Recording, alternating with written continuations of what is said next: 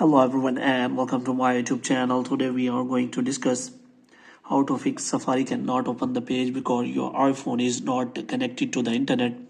If you see this kind of error in your Safari but your internet connection is on, but how you can fix that? For this, what you have to do, you have to simply watch this video completely. So without wasting any time, let's start the video.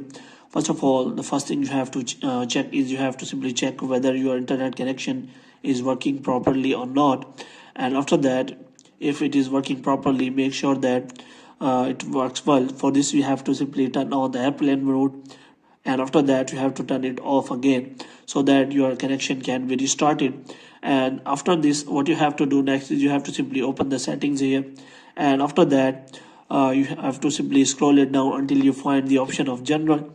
And in general, what you have to do, you have to simply find reset or transfer iPhone. So here you have to click on that, and after that you have to click on reset. And here what you have to do, you have to simply reset your network settings, which means all of your network setting can be restarted.